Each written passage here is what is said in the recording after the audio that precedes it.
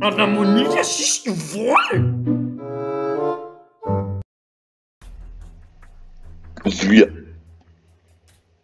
Έτσι με τη δουλειά. Δουλειά, κάτσε κάτω. Χοντρόλος τη φίλε.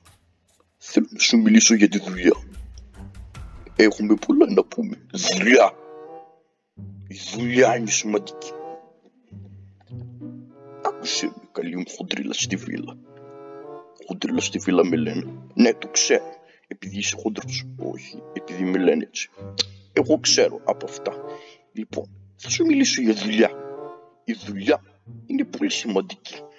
Αν δεν κάνεις τη δουλειά, τότε τίποτα δεν θα γίνει με το σωστό τρόπο. Ακούς, τίποτα. Χοντρίλα στη βίλα, το ξέρω αυτό. Μη μιλάς έτσι, χοντρίλα στη βίλα. Άκουσέ με. Η δουλειά μου είναι να δουλεύω. Δεν σου μιλάω για δουλειά. Η δουλειά είναι πολύ σημαντική. Για να σου μιλήσω.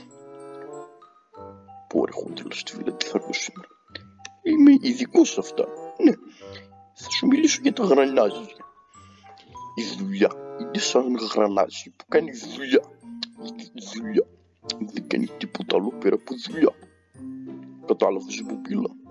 Γι' αυτό θέλω να σου μιλήσω για τη δουλειά.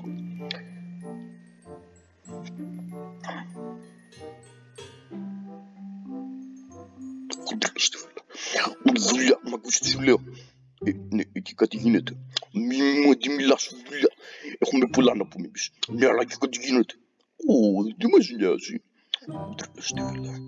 Θα σε απολύσω. Έλα εδώ, καλή μου χοντρίλα στη βίλα. Έλα εδώ. Χοντρίλα στη βίλα. Έτσι, μπράβο. Τώρα θέλω να μ' ακούσεις. Το σκάσε. Είμαι μια δουλειά. Δουλειά.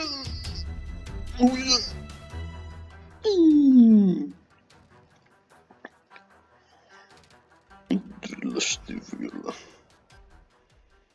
Δουλειά. Πάει δουλειά. Παιδάκι. Παιδάκι.